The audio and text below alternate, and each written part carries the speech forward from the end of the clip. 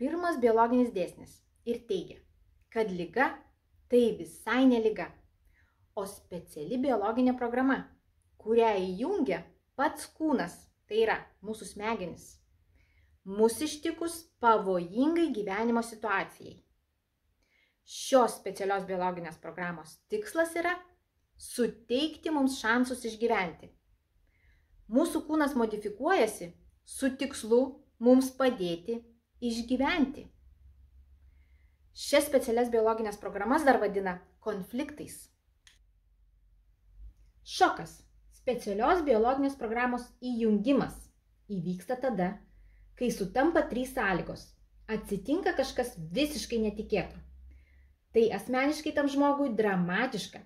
Žmogus tai išgyvena izoliuotai. Tai yra, net vėliau niekam nepapasakoja ar net nesuvokia pats, kokiam strese randasi.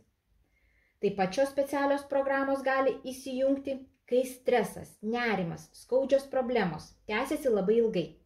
Lašas po lašo ir akmenį pratašo. Ligos, specialios biologinės programos, prasideda su įvykiais, kurių mes neišsprendėme, neišmokome jose saugiai elgtis. Maži šokai sukelia mažus konfliktus, dideli šokai sukelia stipresnius konfliktus. Kaip mūsų kūnas supranta, kad mus ištiko šokas? Ogi per mūsų jausmus, mūsų didelis išgąstis, baimė. Mūsų kūnui yra įsakymas veikti. Mūsų kūnas tai biologinė mašina valdoma jausmais.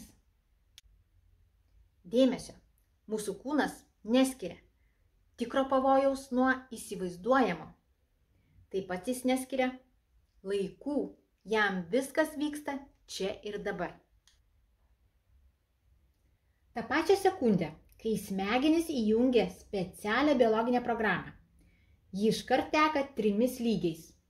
Psichika, smegenis, organas.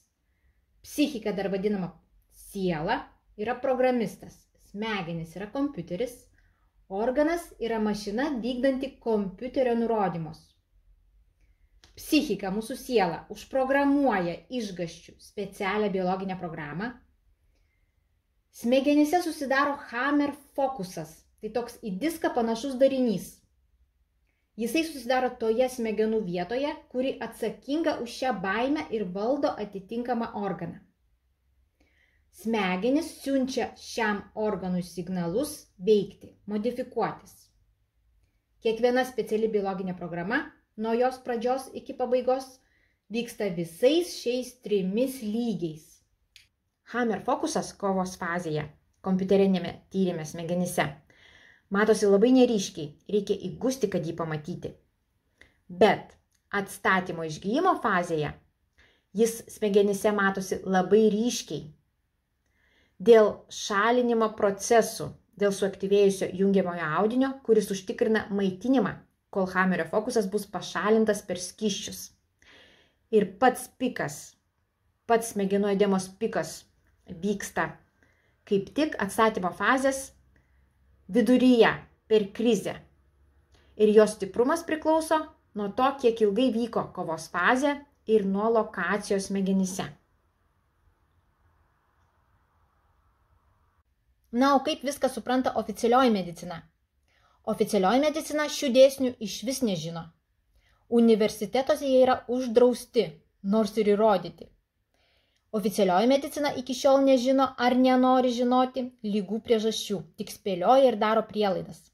Bet kokį nukrypimą nuo normos konstatuoja kaip patologiją, kuri bus visada ir gąsdina pacientą, laikydama jį strese, neresursinėje ir išgijimų neįmanomoje fazėje. Neigia Hamer fokus susidarimą. Hamer fokus išgijimo stadijoje, kai jis aiškiai matosi, supranta kaip piktybinį auglį ir gąsdina pacientą mirtimi,